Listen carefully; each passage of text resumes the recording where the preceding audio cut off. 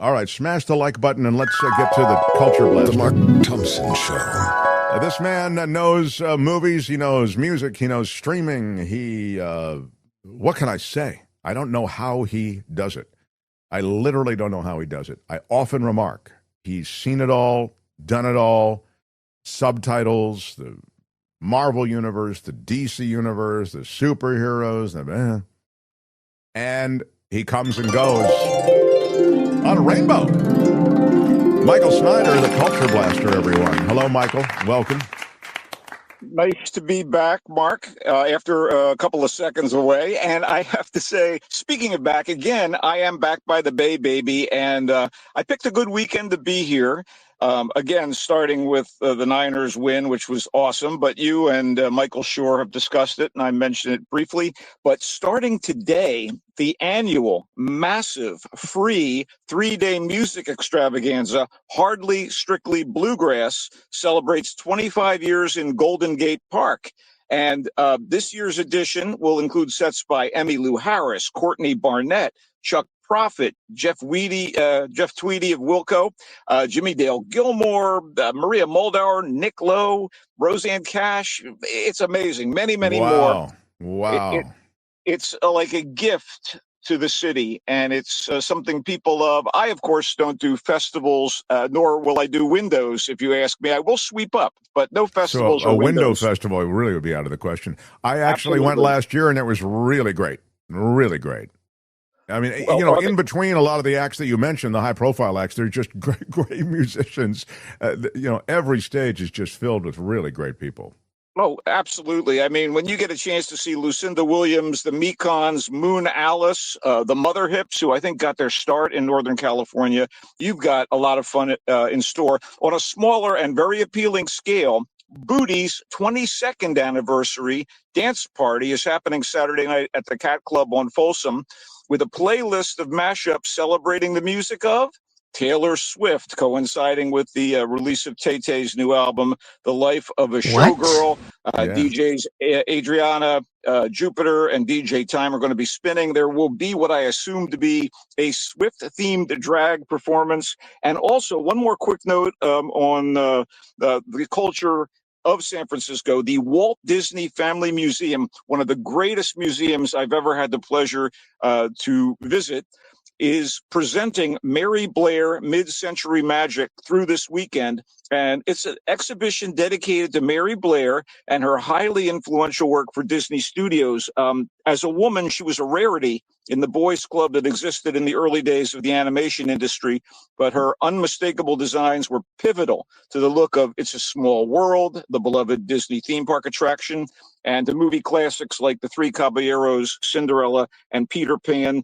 The Walt Disney Family Museum is in the Presidio. It's a great afternoon or morning, or afternoon and morning out. Yeah, it takes a long time. I'd go for morning and afternoon, exactly.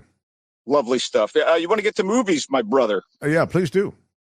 So Dwayne Johnson, a.k.a. The Rock, a pro wrestling star before he graduated to movie stardom in a series of highly successful blockbuster thrillers and comedies, gives the richest performance of his career to date in The Smashing Machine.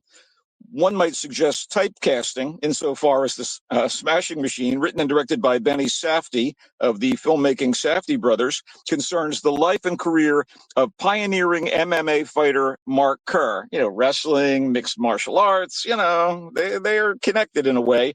But Johnson almost disappears into the role of Mark Kerr, despite the familiar muscles and the bulk. I mean, I just wish it wasn't such a scattered depiction of Kerr's trials and tribulations, hopping through matches and personal trauma, including an addiction to painkillers, with too little context for my taste. You jump into Kerr's life as it played out between 1997 and 2000, watching him win early matches, meeting a couple people in his life, trainers, colleagues, and his girlfriend, Dawn. And in short order, he's competing in a major Japanese tournament that the movie revisits between the beginning and the end of that 4-year period to kind of gauge the trajectory of his career. So there's a really good performance by Emily Blunt, of all people, as the loyal but troubled girlfriend, Dawn. But she's kind of underserved by the script. although the current MMA fighter Ryan Bader delivers the goods as Kerr's friend and rival in the ring, Mark Coleman. And Johnson is like you've never, ever seen him depth-wise. For The Rock, it is a triumph unlike any he has achieved in the ring or on screen to date. Again, the Safdie brothers, Josh and Benny, made the excellent and gritty Uncut Gems and Good Time. And maybe, like often happens with these brother duos, if it's one or the other, it's not quite up to their collaboration. But Benny, does score a few points here. And one of the biggest is getting this amazing performance out of Dwayne Johnson. It sounds to me like you love the performances, and as you said, that the script didn't quite hang together for you. But does that mean that you enjoyed the movie, or it seems like you enjoyed the movie though? To an extent, it's better than the old Snyder review. Not terrible. But let's just compare it to something that's sort of, I don't know, genre related, and that is maybe like The Wrestler. Wrestler's a better film. Okay.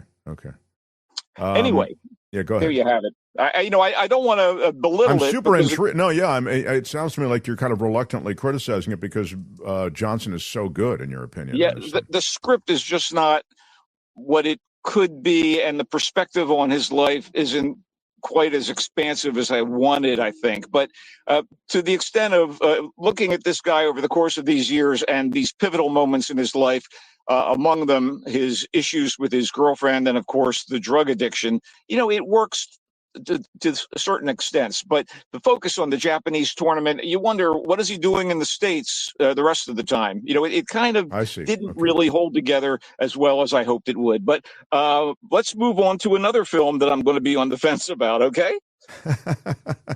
Okay. Anytime that high caliber actors such as Daniel Day-Lewis and Sean Bean, by the way, Sean Bean, Seanbean, shouldn't he be Sean Bean or Sean Baughan or something? Anyway, Sean Bean, they're slated to share a screen. And anytime that happens, you want to pay attention, especially since Day-Lewis has purportedly come out of retirement to be a part of the project. And thus we have the familial drama Anemone, directed by Ronan Day-Lewis, who co-wrote the script with his father, the aforementioned Daniel Day-Lewis, which may explain why Daniel Day-Lewis unretired. He wanted to support his son. Yeah, I'm guessing it had something to do with it. He co-wrote the script. Anyway, I wish I could say that Anemone is a brilliant must-see, but it's on the strained and tedious side as a man named Jem, played by Bean, tracks down his estranged brother Ray, the elder Day-Lewis, who is a husband and father, a man who essentially abandoned his wife and son to live in the woods and off the grid, kind of like that woman from Florida, although I don't know that there was a car crash involved. Yeah. Anyway, there's a lot of tension between the bros with shouting and brawling, and there's plenty of angst and bitterness on the part of Ray's wife, Nessa, played by Samantha Morton. Or is that Emily Watson? I could never tell the difference. It's Samantha Morton. And son Brian, played by Samuel Bottomley. There's also a lot of muttering in thick Irish accents that begged for subtitles. I mean, more than once, I reached for a non-existent remote to turn on closed captioning. Nope. Anyway, yeah. It's Daniel Day-Lewis's first film role since 2017's Phantom Thread, and it's a murky disappointment in his attempt to say something profound about male behavior and father-son relations, despite the acting firepower. It's always wonderful to see actors of this caliber working out. And so for that alone, Anemone was interesting to me, but I just didn't think it worked. It's in theaters this weekend. Yeah. Well, it sounds like you're right. With that kind of pedigree associated with it, you expect something more. What else you got? Bone Lake. This is the beginning of a section of the reviews, 3 horror movies, all of which were incredibly enjoyable. I'm so sorry to have to tell you that I enjoyed these 3 movies better than this kind of more high-flown stuff. But anyway, Bone Lake is a thoroughly enjoyable hybrid of psychological horror and slasher movie from director Mercedes Bryce Morgan and screenwriter Joshua Friedlander, wherein two young couples who had never met beforehand find themselves sharing a secluded mansion for a weekend getaway. So it seems as if the booking agent screwed up. And though everybody is relatively cordial at first, things start to get a little hinky with manipulation, misdirection, and eventually an everyone for themselves atmosphere. The two couples are, of course, attractive people, with would-be writer Diego, born in Mexico and obviously relocated to the States, and his beloved journalist Sage taking on the more heroic roles than the smirky Will and Sin. Yeah, it's CIN, but those names should tip you off about their intentions. Wow. I enjoyed this immensely, like I said, and I have to point out Maddie Hassan, who plays Sage, almost looks like she could be Florence Pugh's sister. I did a double take at first, but she and Marco Pigossi as Diego are wonderful, and incredibly smarmy performance by Alex Rowe as Will, and kind of creepy, seductive performance by Andra Nachita as Sin. I got a kick out of this. Bone Lake, and again, you're not a horror guy, but No. there isn't a whole lot of gore, and there's a lot of psychological tension going on. I don't mind. Here. The gore doesn't bother me as much as the psychological tension does. I mean, I live in a world of psychological tension already. Well, as an animal activist, you're going to pay very close attention to this next review. I can feel it. All right. Good Boy is a surprisingly subtle but effective horror movie about terminal illness, paranormal activity, and how the occasionally odd canine behavior, like barking at shadows, whining for no apparent reason, may very well be indicative of extrasensory behavior that's specific to dogs. Here's the story. Todd is our hero.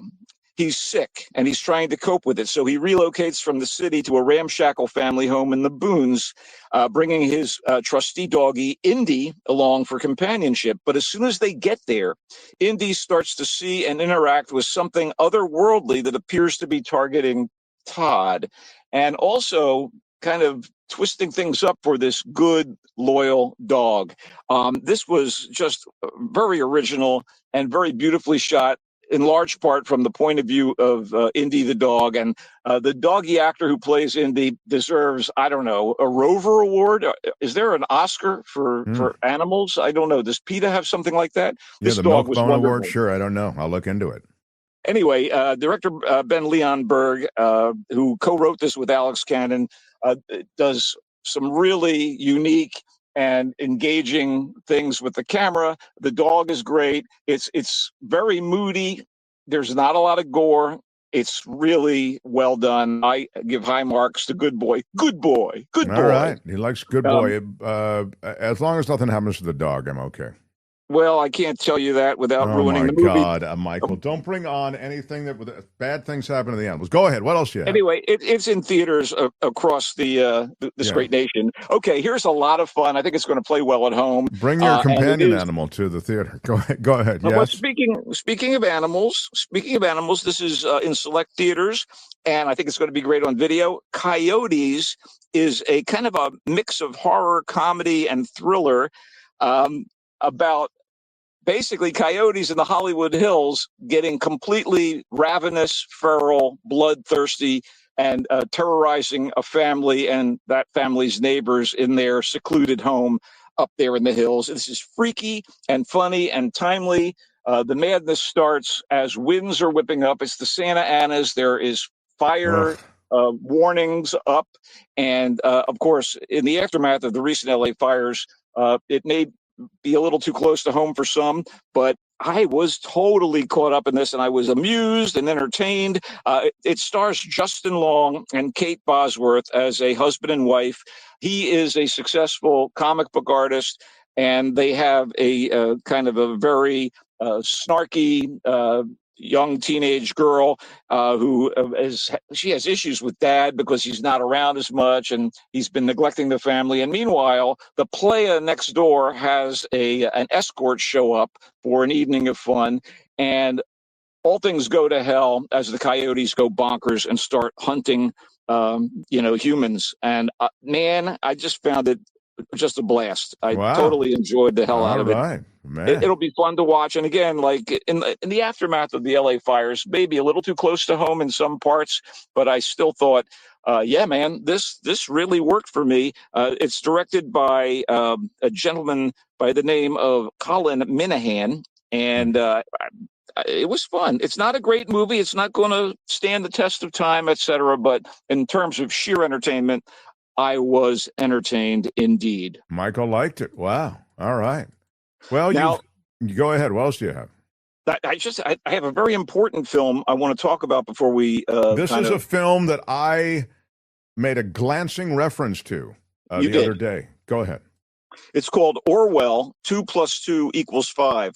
And it is an impressive and creatively executed and important movie, kind of a documentary biography about the visionary author George Orwell, the man who wrote 1984 and Animal Farm. They're his best known novels, and they, of course, have a socio-political perspective that has resonated over the years and is even more important now, particularly in the current situation where an autocrat is in charge of the United States, and the constant blast of what Orwell calls newspeak is coming at us right and left. And this thing apparently was made with the cooperation of the Orwell estate. It has archival footage. It has recitations from Orwell's books, and it's completely must viewing for anybody who wants to deal with and understand what we're currently facing in the United States and worldwide, thanks to new media and the rise of disinformation and misinformation. Raoul Peck was the director here, and the movie is actually narrated by an actor you're probably familiar with, Damian Lewis, and I think it is a must-see for anybody. It's in limited theaters, but I hope it has a big life on video. And honestly, it talks about everything from the rise of AI and ChatGPT, Russian propaganda, the book banning that's going on here in the States. It is a must-see, Mark. I'm seeing that you can stream it. Is that right? Apple TV Plus, Netflix, and Prime Video, or is that just sometimes that stuff's wrong, when AI tells you? I think that's coming up. I think it has a theatrical release again in select theaters this weekend. And then afterwards, I hope you will be able to see it. That'd be great. I'm really anxious to see it. We have a T-shirt. I'm wearing this T-shirt that says "Peacefully Resist," but we also have T-shirts that are, differently themed, and one of them says 1984.5. Which is a reference, of course, to Orwell. Yeah, Albert's got the T-shirt up there. You can order it at getmarkmerch.com. And we also have there's a ladies' version of it, and there's a mug that says Project 1984.5, because I sort of feel like we are seeing aspects of an Orwellian Big Brother attempt. I mean, through Palantir, the project to essentially track all Americans, and even the view of people as dispensable. I mean, there's a sad and eerie overlap between much of the Orwellian narrative and what we're living today. I don't mean to be too dramatic about it, but I think that there really are some parallels. Absolutely. My only fear is I think this movie's probably over the heads of the people who really need to see it. And I say that with a lot of love and kindness. And by the way, are any of the proceeds from those 1984.5 T-shirts going to the Orwell estate? I just want to clear this up. No, there are no plans. I don't think the Orwell estate needs any proceeds from any T-shirt sales, is my guess. Okay. As we head out, I do want to mention the Mill Valley Film Festival, which is ramping up right now as well. We're very excited about that. Are you going to be speaking? Why don't they have you speaking at the Mill Valley Film Festival? I don't know. You have a distinguished history as a Bay Area movie critic. You also have written on and been part of the Hollywood machine. I think you would be you should at least moderate a talk. I would love to see that. I do want to say that my friends Ari and Ethan Gold, the twin sons of the great San Francisco author Herbert Gold, are bringing their movie Brother versus VERSES Brother to the Mill Valley Film Festival. It's getting its California premiere coming up, if I'm not mistaken, on when is it? It's on Sunday at the Sequoia Cinema, and there's going to be a second showing on Tuesday, October 7th, and on Monday, October 6th, they're going to have a special event, a concert, songs and poetry at the Sweetwater Music Hall. And just to give you a thumbnail, it is basically a single tracking shot of the two brothers walking through North Beach and up Russian Hill in search of they want to find out the status of their father, Herb, who at the time of the shooting was 99 years old, and he passed away some weeks after they completed the movie. But this long tracking shot is brilliant. The brothers run into friends and people. They're trying to get Eli is trying to get a gig for his musician brother Ethan, and obviously Eli, as a filmmaker, is the director of this. But the guys improvise their dialogue, but it all seems so legit. It's very cinema verite, but the artfulness of it is remarkable, and the music is great. Ethan sings an absolutely wonderful song called "Brothers Keep Going Anyway." They do manage to find Herb, and he makes an appearance in the film.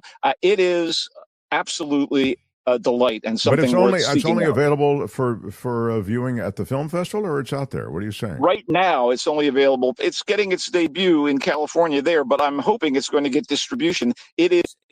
Okay, you really love it. Brother versus brother. Yeah. I wrote about it in depth on the voicesf.org site, so you can. That's great. Well, it's great to read about something that you can't see. All right. You can if you're in Mill Valley this weekend. Yeah, if you're in the Bay Area. So he's done a lot of Bay Area stuff here today. All right. If you're in the Bay Area, you got a lot of stuff you can do. And we love our Michael Snyder. I'll just quickly review what he's telling you. These are all things that everybody can see wherever you are. Orwell, 2 + 2 = 5. Impressive, important. It's a documentary biography. Raoul Peck. It's narrated by Damian Lewis. Michael says, see it. You'll be glad you did. It's a winner. Coyotes, a mix of horror, comedy, and also thrills. It is a thriller. Bloodthirsty coyotes. They've taken over the Hollywood Hills. In those hills, Justin Long and Kate Bosworth, and a snarky teen who's got issues with her dad. And it all plays out against the backdrop, the unforgiving backdrop of those bloodthirsty coyotes. Why are you yelling? Good Boy is, and Michael liked it. He said it's a winner, and you can see it in theaters. Good Boy is the also dog-centric, animal-centric film. It deals with terminal illness and paranormal activity, extrasensory behavior that might be picked up on by dogs. The lead dog named Indy is there. It's an original, beautiful film. Michael liked it. Go see it. Why are you yelling? It's in theaters. Bone Lake is the psychological horror slasher movie. Two couples sharing a mansion. They were scheduled to be there at this mansion, apparently by two different travel agents that put them there at this secluded mansion for a weekend holiday. We don't know why they screwed up. We don't know why they screwed up, but they're both there. I filled in a little of the narrative, Michael. Why are you yelling? It's a double booking. It's a double booking, Mark. They got double booked by mistake into this secluded mansion. It was a weekend holiday. Maddie Hassan, is it? Or yeah. Hassan? Marco Pagasi, Alex Rowe, Andra Nachita. I got some of those names right. Michael liked it. He actually liked it. So go see it. Bone Lake is out there. Why are you yelling? All right. And Anemone is the Daniel Day-Lewis, I'm coming out of retirement to do this movie film. It's got Sean Bean. It's directed by Ronan Day-Lewis, his son. Samantha Morton's in it. Samuel Bottomley's in it. It's an all-star cast. Why are you yelling? But apparently it does not quite ring the bell for Michael. Michael saddened that all of this great talent didn't really get across the finish line with a decent product for Anemone. And again, oh my God, the brogues, Mark. You needed a translator. Yeah, that's rough, man, when you don't have the subtitles. And he started with the Smashing Machine. Dwayne Johnson, The Rock, disappearing in the role. Why are you yelling? The Benny Safdie. I love that drop. The Benny Safdie directed film. Of course, he's one half Benny Safdie is of the Safdie brothers. They're so brilliant. He directed this film about the MMA star Mark Kerr. Ryan Bader is in the film, and apparently The Rock is terrific in it. Michael just felt the script fell down a bit, right? Yeah, it didn't live up to the performances for me. But they made lemonade. But I just, how much lemonade can you drink, Mark? Yeah. So he said, be prepared. I mean, it's not bad, but no. Yeah, but it's not. It's not what he'd hoped for, especially given the great performance by Dwayne "The Rock" Johnson. Michael, I could talk to you all day, but I already have. It's a great pleasure to have you visit with us. I'm wishing you the best. Enjoy what will be a wonderful weekend, I guess, in San Francisco. It sounds that way to me. And go Niners, as far as you're concerned.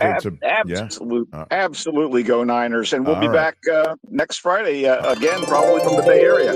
He comes and goes on a rainbow. Bye-bye, Michael. Wow. Later, y'all. Yeah.